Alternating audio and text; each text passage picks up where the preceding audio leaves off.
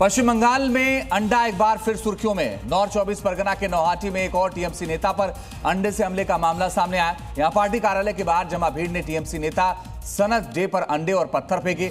इस दौरान गुस्साए लोगों ने जमकर नारेबाजी भी की है। देखिए, टीएमसी के दफ्तर के बाहर सफेद कार खड़ी है, लोग नारेबाजी कर रहे हैं। पुलिस और केंद्रीय बल के जवान गाड़ी को घेरे हुए हैं। इसी बीच पार्टी दफ्तर का जब गेट खुलता है और टीएमसी नेता सनत डे कार में बैठने की कोशिश करते हैं, तभी भीड़ ने अंडों की बारिश कर दी। मौके की नजाकत को समझते हुए टीएमसी नेता सनत डे ने यहां से भागने में देरी नहीं की। सनत डे नेहटी के पूर्व विधायक हैं। लोगों से छिपकर ऑफिस आए थे, लेकिन लोगों को इनकी सूचना मिल गई, जिसके बाद टीएमसी दफ्तर के पास वो इकट्ठा हुए और उनके खिलाफ नारेबाजी की। और बंगाल में बीजेपी की सत्ता आते ही बुलडोजर एक्शन लगातार जारी। इस बार कार्रवाई हुई। न्यू अलीपुर में जहां एक मंदिर को कब्जा मुक्त कराया गया। न्यू अलीपुर में लोकनाथ बाबा मंदिर परिसर से अवैध निर्माण को ध्वस्त किया गया। स्थानीय निवासियों का दावा है कि मंदिर की दीवार गिराकर मंदिर पर कब्जा कर लिया था। ये विवाद 2011 से चल रहा था। तभी से यहाँ के लोगों को मंदिर में पूजा और दूसरे धार्मिक गतिविधियों को करने में परेशानियों का सामना करना पड़ता था।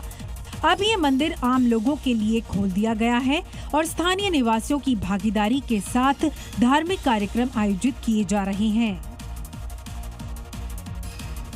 और अब पश्चिम बंगाल के दुर्गापुर से बड़ी खबर है। टीएमसी के पूर्व पार्षद राम प्रसाद हल्दर को गिरफ्तार किया गया है। जबरन वसूली राजनीतिक हिंसा में शामिल होने के आरोप हैं। बर्दवान जिले से बुदबुद से गिरफ्तारी हुई है। कोर्ट में पेशी के दौरान हल्दर ने विरोध किया। प्रदर्शनकारियों ने चोर चोर के नारे लगाए।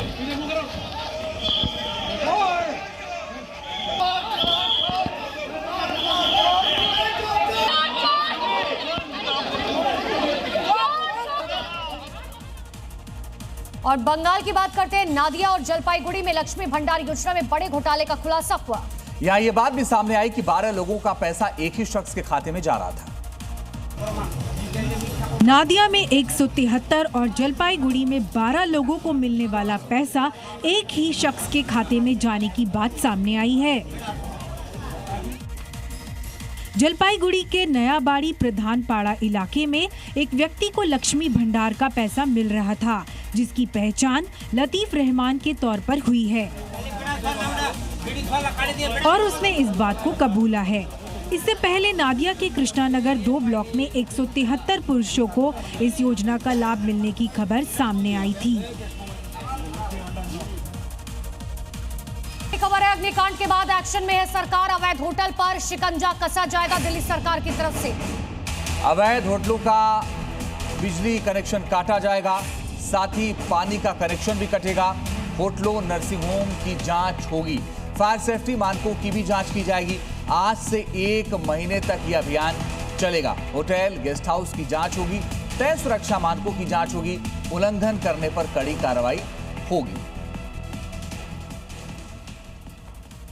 हिरासत में लिए गए लोकेश बजाज ने Malviya Nagar bed and breakfast योजना के तहत अपने साकेत स्थित घर पर भी होम स्टे बनाया है, जहां विदेशी आकर रुकते हैं। जी न्यूज संवाददाता प्रमोद शर्मा ने यहां का जायजा लिया।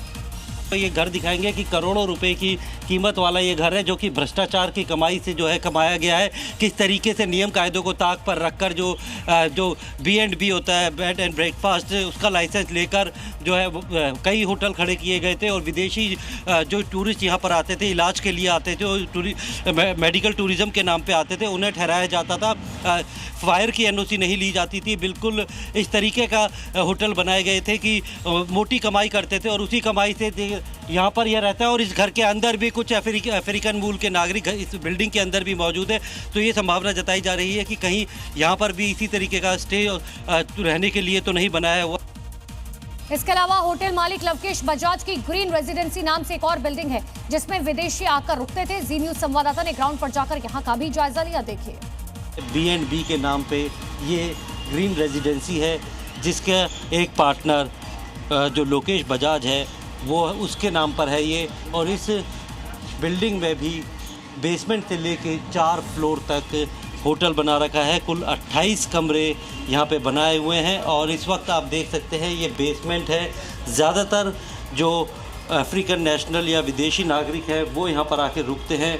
और ख़ास तौर पर ये लोग यहाँ पर आसपास के नामी जो अस्पताल है वहाँ पर इलाज के लिए आते हैं और उन्हीं जो तीमारदार हैं या फिर पेशेंट हैं उनके लिए इस तरीके के बेसमेंट में भी कमरे बनाए हुए हैं। जो पिछले 6 महीनों में दिल्ली में लगातार जो आग लगने की घटनाएं हुई हैं, उन घटनाओं में बहुत से लोगों के मारे जाने की भी खबरें सामने आ रही हैं। सवाल यह है कि आखिर दिल्ली में वो कौन से सेफ्टी नॉर्म्स नहीं हैं जिनकी धज्जियां उड़ी हुई हैं और उसके बावजूद भी लोग ध्यान नहीं दे रहे हैं और लोगों की जान जा रही है। क्योंकि सवाल है कि आखिर होटल में जब 6 कमरे बनाने की इजाजत थी तो 25 कमरे कैसे बन गए? बिना फायर एनओसी के होटल कैसे चल रहा था? कमर्शियल बिल्डिंग में बिना मंजूरी होटल चलाने की परमिशन किसने दी? आने जाने के लिए केवल एक सक्रिय सीढ़ी थी और ग्राउंड रियलिटी आप खुद ही देखिए। दोनों तरफ दुकानें यहाँ पर हैं, नीचे में दुकान है, ऊपर में मकान है, लोग ऊपर में मकानों में रह रहे हैं। यहाँ सभी घरों में हमें बेसमेंट दिखाई दिया। बेसमेंट में एग्जिट और एंट्री पॉइंट भी एक ही दिखा है।